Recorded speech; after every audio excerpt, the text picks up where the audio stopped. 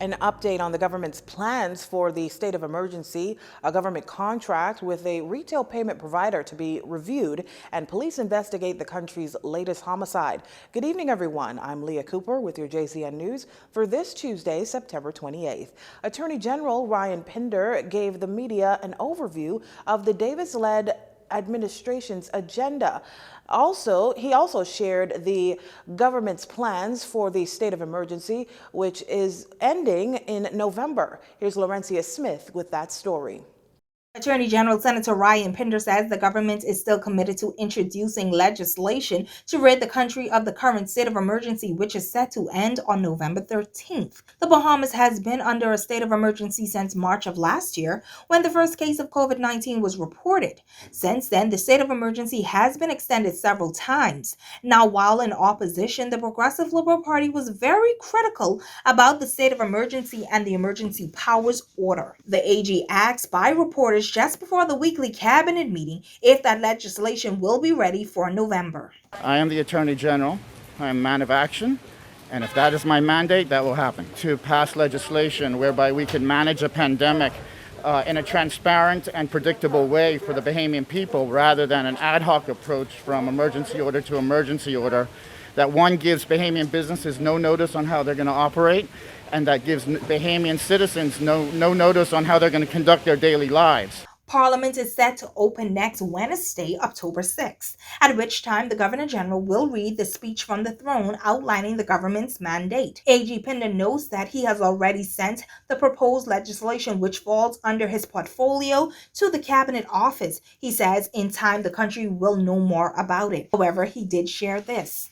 Certainly a key focus of our government is going to be to facilitate commerce and business, and to remove impediments and bureaucracies in that fashion. We have had some consultations with the community and with industry groups to look to advance that. Certainly we want, from the administration of justice, we think that there are certainly some revisions we can do with respect to how the courts and the justice system is conducted. We don't believe that Bahamians should be held in limbo when they're being prosecuted for extended periods of time, and we're looking to address that in a rather expeditious way.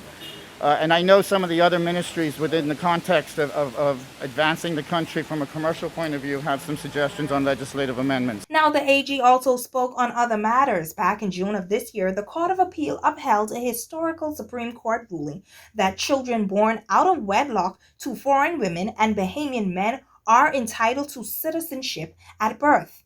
Former Attorney General Carl Bethel had sought to appeal the ruling. That is a matter we're going to discuss with the Prime Minister. My personal belief is that you let those types of matters run their course in the courts and have a determination made in the courts and at the highest court level, the Privy Council. That's not unique to this country. You see it all the time, for instance, in the United States, allowing matters to go to the Supreme Court to be adjudicated and matters of question.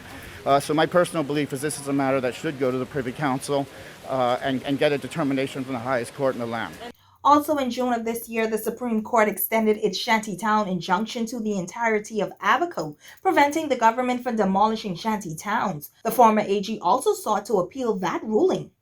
The Attorney General said that he's confident that this Davis-led administration will meet their legislative agenda. I'm Laurencia Smith for Jcn News. The government's contract with Canoe, the electronic retail payment provider that processes travel health visa payments for the government, is under review. However, Deputy Prime Minister and Minister of Tourism, Investment and Aviation Chester Cooper telling reporters just before the weekly cabinet meeting that the government will continue to use Canoe to collect funds for the travel visa. At the moment, we are retaining the travel visa for international persons coming to the Bahamas. We are reviewing, and we are going to streamline the process as best as possible. The data being received on the international side is critical to the development and advancement of tourism. I anticipate that will remain for some time. As it relates to contracts, we are reviewing the entirety of the arrangement. I don't wish to comment further on that at this time, but suffice to say we're looking at it. Under the former administration, there was a lot of complaints and accusations levied against the Free National Movement government for awarding the contract to Canoe pays. The then opposition Progressive Liberal Party took issue with the fact that the contract awarded to Canoe was not sent to tender for other companies to bid and have an opportunity. The PLP at the time also took issue with the awarding of the Canoe contract without bid because they claim Canoe is closely associated with Dr. Nigel Lewis, the co-manager of the Free National Movement's general election campaign.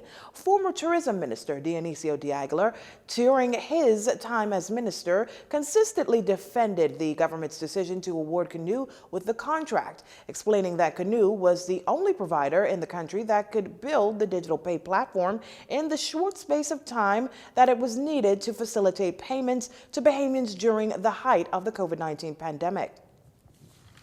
Less than 48 hours after 3 homicides occurred on a Sunday, yet another shooting incident here in the capital, leaving one male in his late 30s, early 40s dead.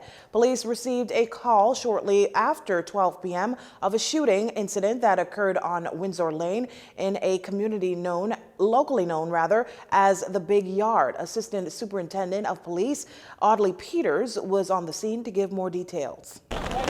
On the arrival of the first responders, they went to one of the apartment blocks, and at the door they met a male lying on the ground in a pool of blood.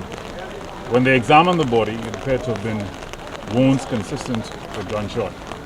Preliminary investigation is that the young man was seated on a porch when a culprit brandishing a firearm came from behind that building from the southern side and discharged a firearm in his direction, fatally wounding him.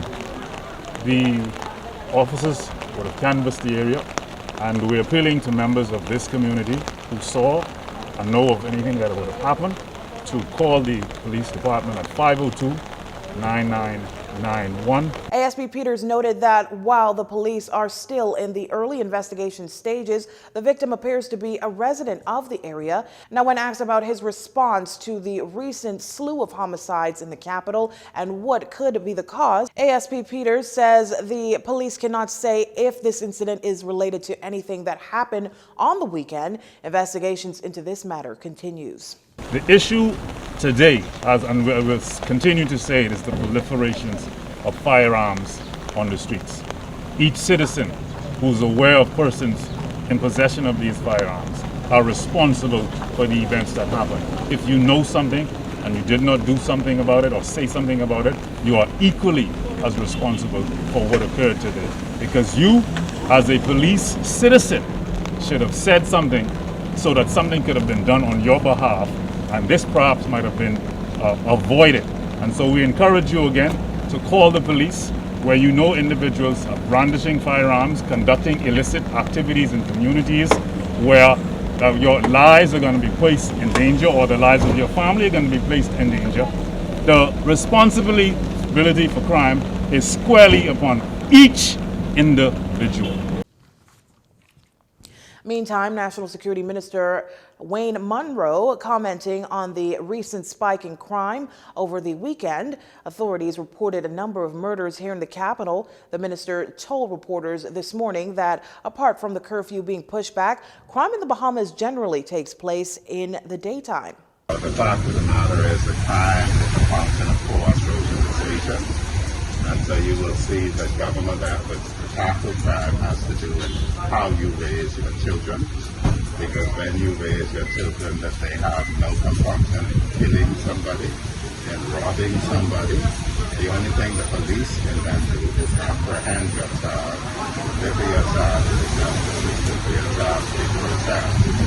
We need to place more emphasis on stopping people becoming criminals, because once they become criminals, the police's job is simply to apprehend them and to place them before the court. The Free National Movement spent millions of dollars on technology to help fight crime, which includes closed-circuit television, or CCTV, and ShotSpotter technology. Asked if the government plans to keep these programs, he says this. I'm still being briefed about the contracts that are entered into by the ministry. And in our own project, in one of them that I should have a briefing on tomorrow, it is not yet effective and deployed. It is still being built out as far as I've been advised so far. And certainly good technology, any good methods left over will be continued. And that was one of the part of an integrated toolkit that the ministry could have. The minister also noted that he has plans to review all contracts issued for all law enforcement agencies. You're watching JCN News. Stay with us.